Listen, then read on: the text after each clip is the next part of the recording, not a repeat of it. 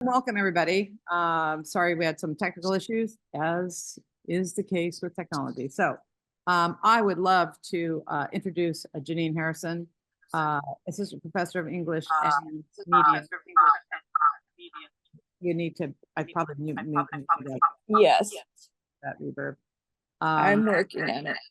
At Calumet College of St. Joseph's and here at you. She serves on the Highland Arts Council. She was Highland Poet Laureate. And there she went. Um, so, well, you have me to talk to. I'm really looking forward to this. It's kind of a long title, but seeing myself through his eyes first, a Gen Xer's examination of male dominance and the male gaze via memoir. I happen to be at a girls' weekend right now, and we were all starting to talk about what it was like to be a woman in the 70s and 80s, and how so many of us, like when we're walking and a man is coming toward us, that I, being a lesbian who was raised with boys, I come straight on. If you're going to bump into me, you're going to bump into me. Whereas my partner, who is used to being with men, always defers. How many of us turn our bodies in order to make space? So I've been looking forward to this particular discussion because it's so relevant for today.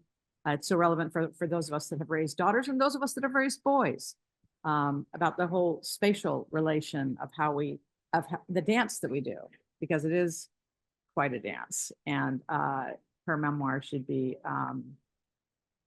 this should be interesting. So what she would like to do, if we ever get her back here, is to do a little bit of reading and then have a discussion. And the discussion I'm assuming we'll be able to get the microphones going and get this party started.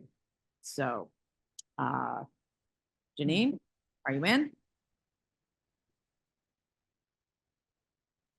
Hinjo, is she here? Anybody? Am I here by myself? I've done my job. I don't know what more you want. Yeah, she's saying she's going back to the phone and she will reconnect by the phone and start her speaking. Okay. So I think that for the names that I'm seeing in here, and so many of them are in our English department, and others, I think that we all know that this is where we are in terms of what is happening with gender relations, with that self-expression, the idea that we give way, the idea that all the research shows that, boys take up, I've spent 15 years teaching middle school, and boys take up a vast amount of space compared to girls. And does that diminish us? And I think this is where her book and her memoir discusses.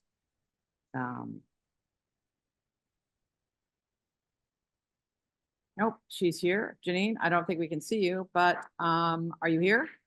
Make sure that your microphone is on, and if you're ready to go, let's go. Can you hear me? Yes. Okay, I am here.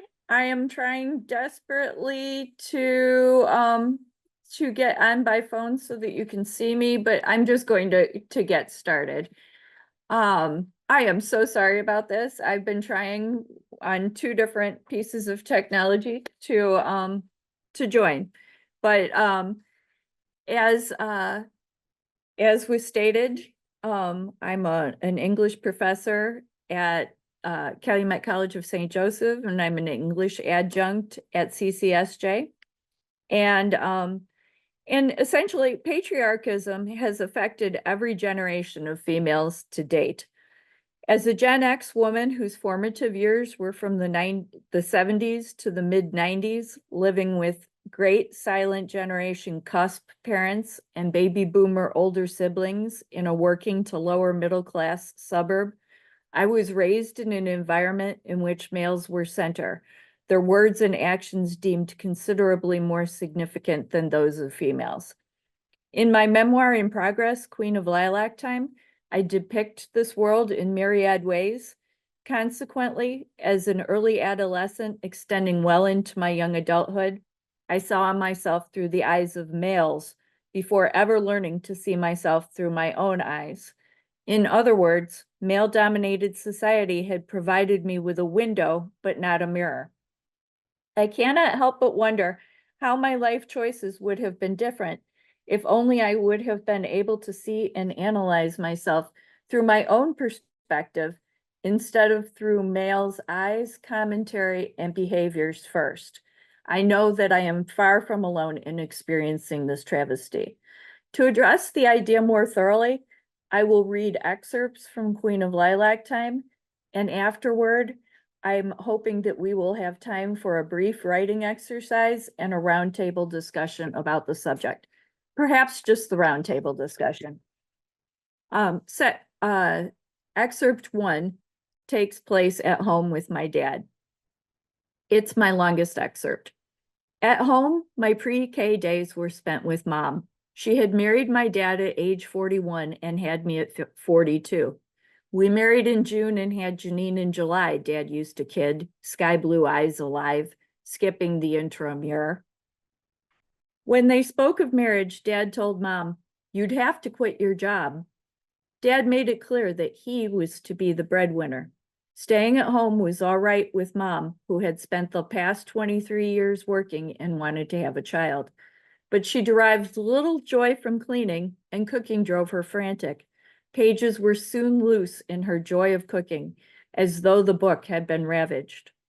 One afternoon, I sat in Dad's kitchen chair at the Formica table, staring at my hand, while Mom busied herself scrubbing potatoes at the sink. "My hand is our family," I announced. "You're the index finger." She often looked things up. "Bobby's the middle finger because he's tallest." Ironically, one of my brother's middle fingers was half missing from being shot as a soldier in Vietnam. "Donna's the ring finger." Perhaps I said this because ring fingers were adorned and I thought my sister pretty. Perhaps she was engaged at the time. She was, in fact, a habitual fiancée, engaged 3 times before marrying. I, of course, was the pinky because I was smallest. "Dad's the thumb," I ended. He was capable. Around dinner time, our whippet, Rembrandt, would hear Dad's truck and be the first to the front door, tail wagging like a metronome, me in close pursuit. No matter the make, model, or color of Ford that Dad pulled to the curb, it was the same. A long bed pickup with a black wooden toolbox on each side and an aluminum extension ladder that ran its length. A carpenter, he had built most of the garages in the Ivanhoe section of our town, Riverdale. Dad would grab his passenger, a brown paper sack, slam shut the driver's door, and come around to the sidewalk already whistling a tune. The 2-tier 6-packs fit snugly under his left arm. A dance step would occasionally eke its way into his giddy-up. He always wore tan work boots with 1 or 2 nails clinging to the soles. Levi's straight legs with 2 rolls at the bottom were leashed by a 2-inch leather belt with a brass steerhead buckle. Tucked neatly inside would be a sweat-stained and rank, dirt-creased plain t-shirt that had been fresh and white just hours before. And I continue with this description. As soon as he opened the front door, the household came to life. Dad handed Mom the beer to put away and began to tell his first tale of the evening as he walked to sit down in his kitchen chair. When he and I were both seated, Mom served dinner. The regaled tales ranged from his day building a garage or a conversation that he had just had with a buddy at Pete's Lone Oak to his escapades in the infantry during World War II. He had peeled countless potatoes as punishment and had lots of laughs during the war. What he never mentioned was of being on the island of Tinian when the bombs for Hiroshima and Nagasaki were launched, or about his duties in Japan post-war. He spoke instead of beautiful geisha girls. He even had a black and white picture of a Tinian native woman, humongous breasts bare, she holding her nipples out in front of her, like torpedoes that dipped in the middle, but never the bomb debris. My dad lived in his own never cry, hero into the sunset riding existence, just like his hero, John Wayne. It must have been nice there. In fact, for me, it was nice when he was there. A few beers into the evening, I would crawl into his lap, get cozy atop his left leg, and we would sing, his leg bouncing, keeping time. I scream, you scream, we all scream for ice cream. Would become maresy dotes and dozy dotes and little lambs eat ivy. A kiddly divey too, wouldn't you? For one song, my only part was to say boom, boom at the end, but I did so with relish. Mom bragged, when your dad was a tow-headed boy growing up in Chicago, the neighbors sitting on their front stoops would call him over to sing and whistle because he was so good. Oblivious to the combined aroma of sweat, beer, and Pall Mall unfiltered coffin nails, there was no place I would have rather been than on Dad's lap those nights. We closed each evening the same way. I would run to retrieve a blue cane from my toy chest and then take my station behind him in front of the fridge. Dad and I would perform our rendition of Me and My Shadow, complete with invisible hat motions and kicks. Me as the shadow, of course. For Mom, always the audience, who beamed and clapped. Then I was off to bed like sugar and spice. Everything was not so nice, though. In my second section, I talk about public spaces. First, school, and then a roller rink. School. During recess on Washington School's playground, boys went into the field and roughhoused. Girls played jump rope and hopscotch.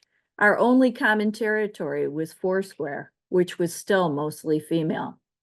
Each winter, a long patch of ice formed in a low area of the uneven cement like a frozen slip and slide. The male sixth grade teacher, Mr. Kerber, would let the boys slide across it. We girls stood safely on the sidelines, watching, cheering them on. Why don't the girls ever get to slide? I wondered. Being a boy was freeing and fun. It meant being in the center. Girls were always side stage. Why? I wondered. B, roller rink. Linwood Sports Center was the place to be on Friday nights, with teens lined up outside the door, cash in one hand, roller skates in the other, waiting for entrance. Luann and I were no exceptions. Once inside, we watched as, in muscle shirts and parachute pants, her brother Lonnie and his best friend Mike pulsated around the rink, musical extensions, skates crisscrossing to heavy bass. If you want to ride, don't ride a white horse. Don't ride a white horse. No. If you want to be rich, you've got to be a bitch, advised Laid Back. I was too innocent then to realize that the song was about cocaine. One behind the other, the duo sometimes veered off the floor, jumped carpet-covered benches. I loved their energy and I loved to skate. I jumped in the air with other skaters to Van Halen's Jump and slapped my left skate hard on the rink to freak, the right to out. Spinning around the burnt orange oval during the advanced backward skate in my white skates with purple heart stickers, laces, and wheels with dance plugs. In my size 12 children's Jordache jeans, adorned with white, layered, and studded belt. In my cotton top with zippered down, revealing mesh, felt as though I could outrun dysfunction, outpace time, live inside the beats. Skating for me was like riding on a motorcycle with no helmet, hair flapping behind, or jet skiing across high waves like a stone skipping across water. The owner started to end skating an hour early so we could break dance. Several circles would form on the floor around boys who became Olympic quality gymnasts of the street. Michael Jackson's moonwalk was a warm-up as lanky limbs became fluid caterpillars, popping robots. The room bloomed with ground effects and head spins. Twirling helicopters, they became blades, black, blue, gaining, cooks, spaghetti noodles, mimes without makeup, pulsating music beat from walls, from the floor, up through souls of onlookers, permeating spirits, at once hypnotic, liberating. Approving eyes gave tens to gyrating forms on the floor.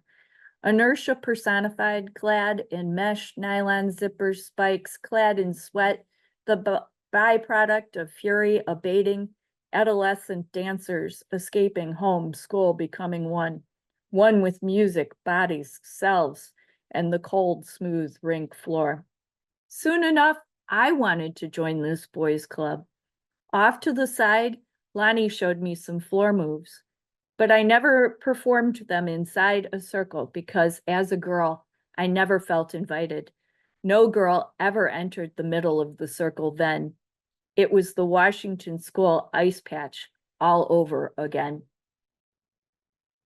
In my third section, I talk about the male gaze. I go back to home and then I return to a public space. Late summer after 5th grade, my parents spent a day dragging me from place to place so that Mom could take tests. Since she didn't drive, Dad had to chauffeur. After the tests and speaking to someone in an office, she purchased 2 polyester suits and a couple of blouses. At age 55, she was returning to work full-time in the Chicago Loop. No explanation was given as to why. Instead, I was simply handed my own house key in case Dad wasn't home when I returned from school. Dad began his Mr. Mom role all right. Considerable pot roasts with potatoes and carrots made their way to the dinner table, but after only a short while, cooking gravy was replaced by swilling beer to help wash down his pride. Within a few years, the number per day would rise to a case, and his list of bars would become more inclusive. It wouldn't be until after he died suddenly when I was 16 that we would realize he had been self-medicating to keep cancer at bay. He never told us he had lung cancer and never went to a doctor for treatments.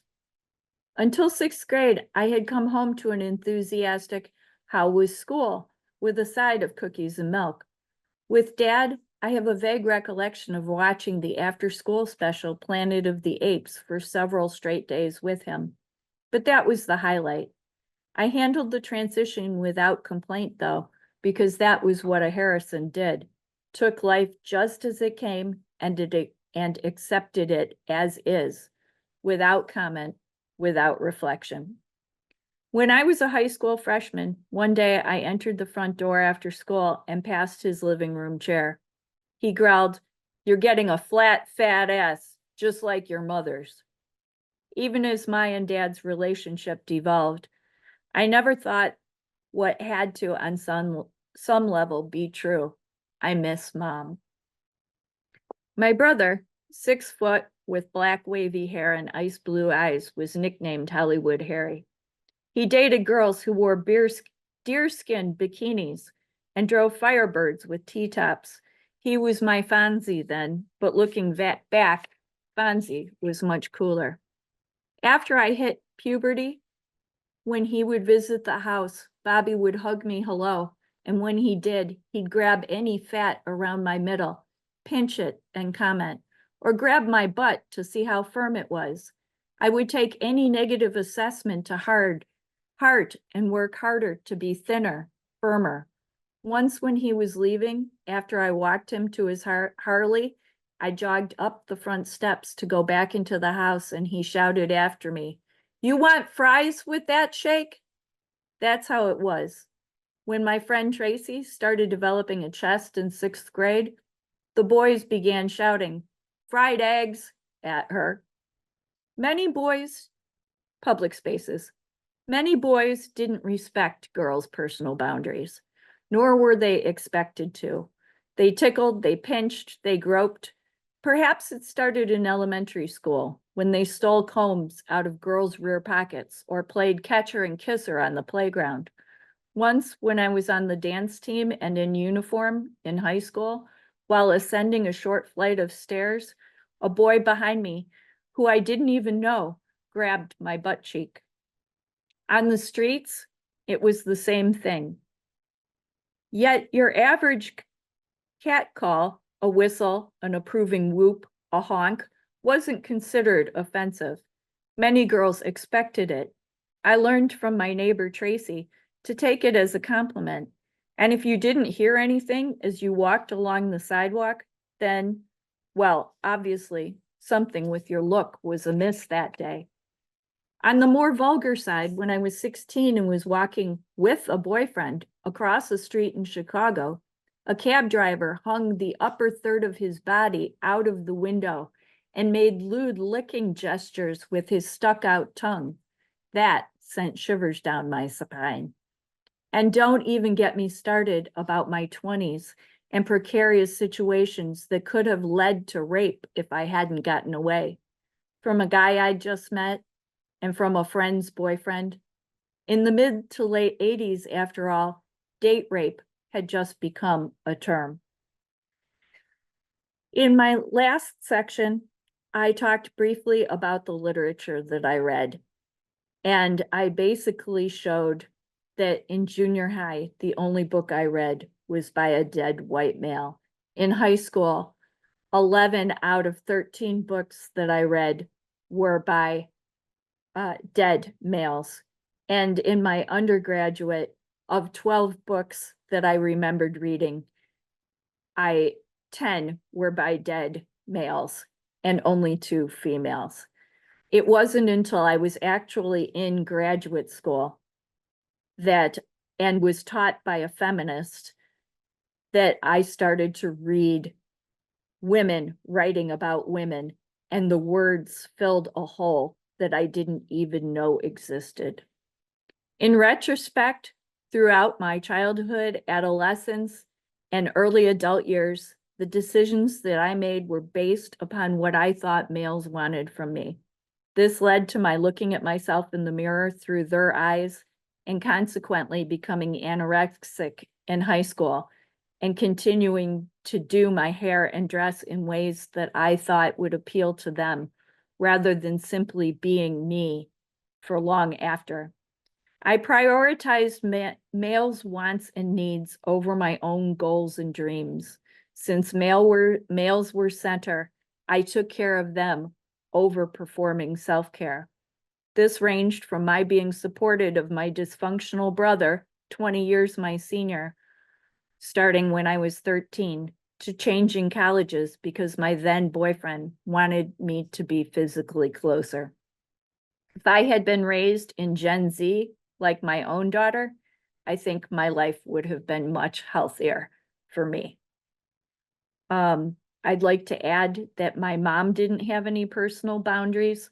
Imagine Edith Bunker with a 151 IQ. And I understand that it was very much about the way that she was socialized into society, having been born in 1925.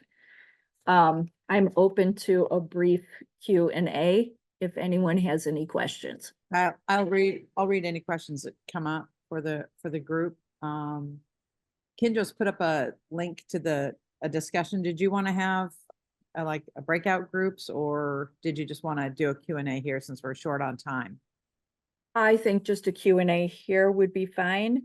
I was going to do a writing exercise and just ask people, you know, I obviously, I was born in 1968. I'm 56 years old. And I was going to ask people based upon their own experiences, their own frame of reference growing up in their household and in public spaces. Okay. Well, What were your experiences like? Were males center? Did you see? we have a question here from Katerina. How has your understanding of male dominance and the male gaze evolved over time? It has. I think it was really during my 2 graduate school experiences and having been I'm going into my 32nd year as a college professor.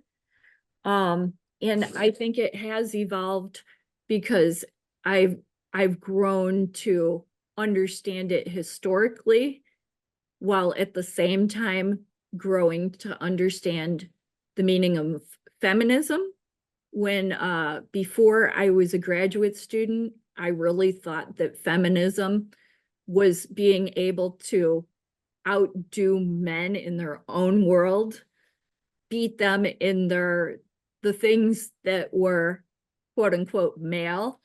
And I, of course, understand feminism to be more of making the world be equally half feminine in terms of things like adding cooperation to the competitiveness, and my understanding of males has changed as I have taught my own generation males, millennials, and Gen Z males, and just seeing the changes throughout the years, and males' roles changing within the home throughout the past 31 years. I don't know if that answers it, but Batya wants to know, what women writers did you get in high school? She didn't have any. oh, this was on my PowerPoint, but we read Anne Frank and Pearl Buck's The Good Earth. Those were the only two. There may have been a third one. I can't think of it right now. We also, in American literature junior year, which was my favorite year, we had a textbook, and I was able to pay $5 and keep it because they were switching textbooks, so I still have it. We went through probably about 400 to 500 pages of dead white males. And then in the back of the book were sections, like probably maybe 50 pages, that contained female writers and writers of color. Okay. I'm curious as to, given social media's impact on young girls, and we've seen feminism take zero role in the Gen A universe, what you think, how can we turn that back around, where we have young girls who are so concerned about their bodies, so concerned about being liked by people they don't even know, has moved us, we're going backwards in terms of female power and strength from within. How do you see this? How do we shift out of where we've been and into a different lane in terms of where we're going? I understand what you're saying, and I really think I think it's more of a division.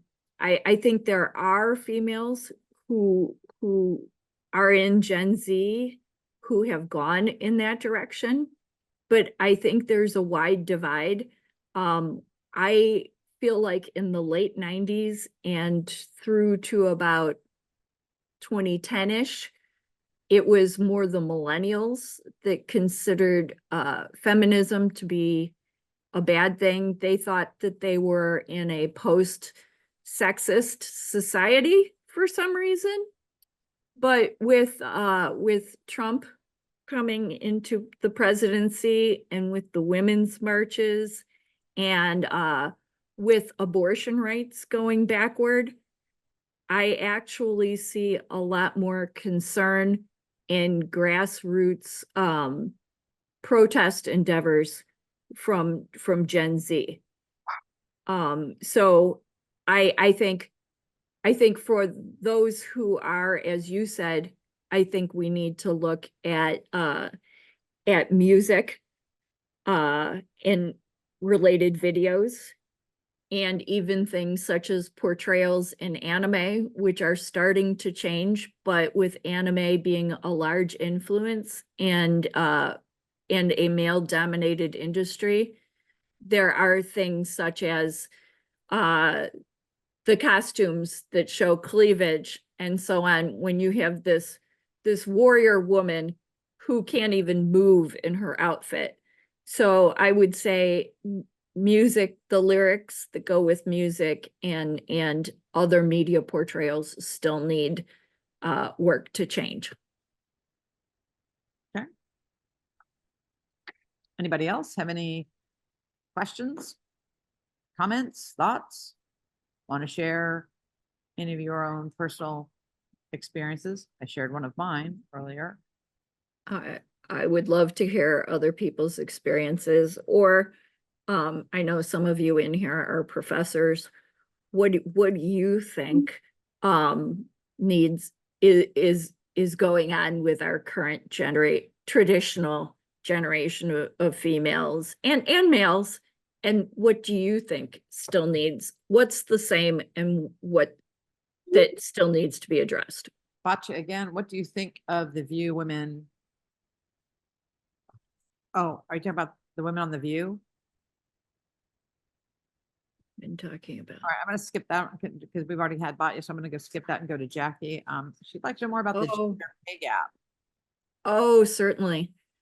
Yes, Jackie, especially in academia, and it's not just the gender pay gap.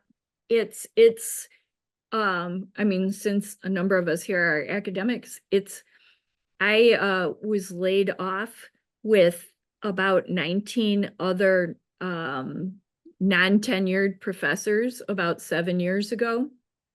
And all of us had like 15 to 20 years of experience. Some people we had terminal degrees, and of the like 18 or 19 of us, only 2 that I recall were males, and one of them managed to get his job back, and the rest of us were female. So I think that too speaks to gender disparity and ceilings within our own profession. Okay. Jackie, I understand. I as a full-time tenure track professor in my current job, I currently make $1,000 more than my mom did as a secretary in Chicago in the 1980s. Only 15% of full professors are male. Well, that's interesting. Wow. I find that hard to believe. Oh, female. That I believe. Yes. Yes. And the last, I haven't looked at this statistic in a long time, but for a long time, I mean, besides the whole like 80 cents to every man's dollar, I believe it was only 3% of females were corporate heads. I don't think that has changed significantly. Okay. Okay, one more question. I do have one since no one's popping in there. How do we approach this topic, especially when we are talking about dead white men? How do we approach this without alienating men, without making them the villains? Because I have real issues with the gross generalization, and how do we move forward and bring them along with us instead of trying to run them over as we move closer to where we want to be? Right, right. I mean, we need them to listen and empathize, and in order for them to change their generation of men and the males that they father.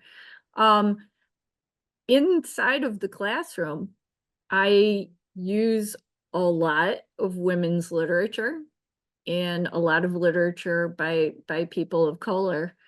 And I make sure that there are feminist themes, but I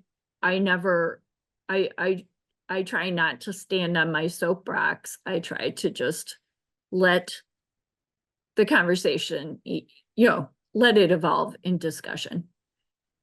How about others?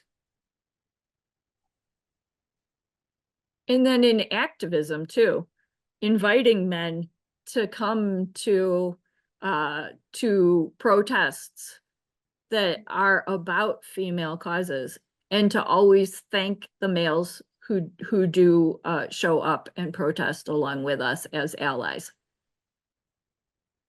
Well, on that note, I'm going to thank John Chomsky from our department for showing up. Thank you, John. Thank you.